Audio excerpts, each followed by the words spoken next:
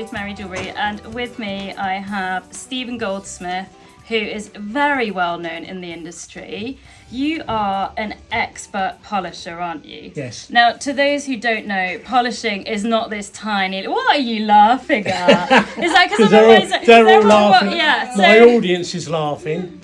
So Stephen here has just given a group of us a polishing course, and you would not believe how many steps there are in a polishing course. So it's a crazy skill. Now, you've worked on some quite high-profile pieces, haven't you? Yes. Can you tell me a little bit about them?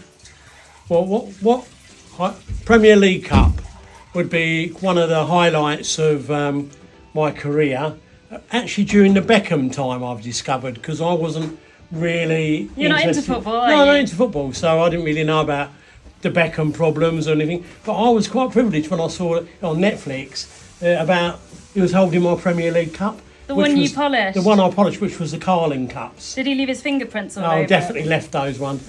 And the last ones we just did, which was the most amazing job, was for the Royal Mint, which was the biggest coins they ever made at the time. And I did up to 7 kilo James Bond coin.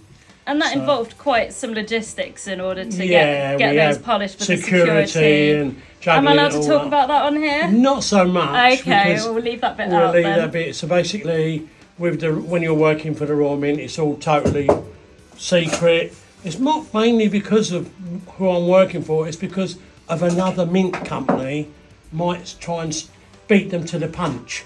Una and the Lion was a coin that I polished, which was 5 kilo, and then basically another mint company come out with Una and the Lion at the same time. And so you've got a lovely video of that on your YouTube channel, haven't you? For YouTube. Yeah. Una and the Lion, Royal Mint, check it out. It's the best video. Actually It's done an in amazing my coin. I was amazed. They did it in my workshop. And I had a bicycle in the background and all sorts of smoke machines being created. And you had a few visitors outside during that time, Yeah, the didn't security was looking after me. you? Yeah, just a few of them, yeah? A couple. No guns involved. Oh, okay, Luckily. right. I'd remember that one Another then. really interesting job was at the Tower of London. I worked on the Crown Jewels. That was when you were held under armed guard. Armed guard for Yep. 11 days. So are you the most recent person who's been held under armed guard? I don't know. At the Tower of London? I don't know. I think that's something that we should find out. Yeah, it was quite an interesting, because it was before mobile phones, so we had like beef eaters and everything, having a bath in the Grand Punch Bowl, all this sort of thing. We took it all apart, 110 pieces. It's all in the book, the story, but there's no photographic evidence, because it was obviously all photographs were confiscated after the job. Yes. So for people wondering what the book is, it's very much focused on the trade. I actually have my copy here, but I haven't got it out in preparation. But if you are someone that's in the jewellery trade or just curious about polishing anything, it can be brass handles if you're into your upcycling, your furniture making, that kind of thing, then this is the book by this man, the guru. Tell us about another piece that you've polished. Oh, well, the one that we don't really talk about is that basically I look after the royal family because I work for the Crown Jewellers. And when Diana got married, I did a lot of the gifts for the wedding. And then when she got buried, when she died, I did all the dressings for the coffin. So all the inscription plates and everything. I did that for the Queen Mother as well. So that's quite an honour, because I really admired Diana. And so now she's still got something with her that I polished. And that's quite a nice honour, isn't it, really? And also I did it for the Queen Mother as well. The Queen Mother was an interesting one, because I don't know if you remember, she reached to the 100. Well, just before she reached to 100, they said that she died. And we had a limited edition going out at the Crown Jewellers for her, and then she died. They said she died, and she hadn't died. And Did you release it to the public? Yeah, we actually did the limited edition, but she hadn't died. But we had everything in preparation for her coffin. It's all prepped, ready because she's going to go. So we all do. We're all going to die in the end. So basically, that's what happened. So I did that one for her, and then obviously with Diana, and everything's quite an exciting time. Another not exciting, bit sad. I did 100 Ryder Cups. Yeah, miniature Ryder Cups. They were going to be given to all past winners. Right. They're all gold plated, that big, little golfer on the top and everything. Did 100. Twin Towers happened. Oh. It all got stopped. No one was interested. Nobody was interested in No. that. So they got put to the side, and basically I don't really know what happened after that. Obviously it was all made. Another quite interesting job for the pop people would be I did the Brit Awards. Nice. So I did come up with the first Brit Award. So the design was given to me, and they wanted it what we call non-sexual. So they wanted it all blended in the face and the boobs down and all that sort of thing. So I did all that. That sort of made it more blended. I remember doing it on Christmas Eve. The pop people were downstairs and I gold plated it and showed it. And that's the only thing I ever did to the design. And then it got moved on. And then from then on, I was doing all the inscription plates for all the winners. So Madonna, Eurythmics, etc. I used to know the winners for the next day. Wow. Yeah, So you could have caused a bit of a stir if you'd have... Yeah, there was a bit of a stir with somebody else, but not me. Somebody else discovered who the winners were, just laid a bet on.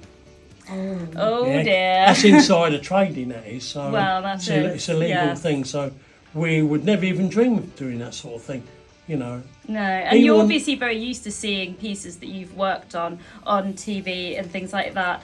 Do you become just used to it, or do you still get a little bit of I a do buzz? get a buzz. You do still get a bit of a I buzz. see when America's Cup comes out and I see it and I think, I did that. Yeah. That America's Cup, I did that one. That actual one. There's been others copies made recently, and but the original one I did. It was 150 years old. Wow. And it got smashed by Maori, and we brought it up to life again. And then made it look old again. I made it look old in front of a Which camera. is quite a lengthy process, Yes. isn't it? Yes. Yeah. So you've obviously had an amazing career so far. May it continue as you move on to teaching, which is why I'm looking like this with all the polishing and everything. You've cleaned yourself up a bit. What would you say is the thing that you're most proud of?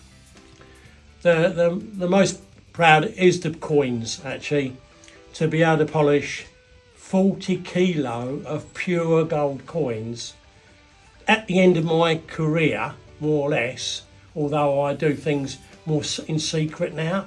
That was the biggest highlight of my career, to be asked by the Royal Mint. Imagine getting a phone call from the Royal Mint and saying, we want you to come down to the Royal Mint. It's my wife's birthday, actually, August the 20th. I was sitting in Sandwich, on the Isle of Sandwich in Kent, with the wife, and I got a phone call from the Royal Mint. I think, you're having a laugh. Someone's playing a prank. 'Cause, yeah. So you go down to the Royal Mint, and we can't talk about NDAs, so they say, here's a disc, no design on it, can you hold it? And it was like 5 kilo. And I went, yeah, I can hold that, I'm a bodybuilder. So I went, okay, we're not going to talk about any design, we're going to never ever speak about a design, ever. Not a phone call, not an email, nothing. It's going to arrive. I didn't even know it was called Una and the Lion. I just knew it was a coin. I had a phone call. So before then, you were probably thinking, well, I hope I'm going to be able to, how detailed is it going to be? How is it going to be polishable? I mean, 24 karat gold is very soft, so that must have all been going around your head before you actually I got given a prototype, a Right. 1 kilo coin, and they polished that with security around me to prove I could do it. And then basically it was done. And they said, yes, you're good enough. And then I ended up we never get told when it's happening. You never, because you can't, it's just security. It's going to happen. They appear, and then I have to do 3 days working on the coin. Wow. And then it just gets taken away to the armoury in Wales, near Cardiff. Gets taken away, locked away again. And quite honestly, I never thought about it again. And I got a phone call, somebody said, "You're in the Metro newspaper." I went, "What?" He said, "Your hands are in the coin you did." I went, "What coin?" And I never knew the name of the coin. I never knew anything. It's the most beautiful coin in the world, they say. Wow. And I didn't even know it was just a coin which Just weighed the 5 coin kilos. at the time, yeah, right? just a job. Yeah. To me. Great. So where can people find you if they want to know a little Mainly bit more on about- Instagram. Mainly on Instagram. Gold Polisher. Gold Polisher, that's the account. Yeah. And you're also on YouTube we mentioned a YouTube Yes, on the video YouTube earlier. channel, What's your yeah. YouTube? I'm on Stephen Matthew Goldsmith. So it's Stephen M. Goldsmith. Yes. You just Google that. You'll see everything find anything about me. Brilliant. Well, thank you so much for a brilliant course today and also for talking to me. Thank you very much.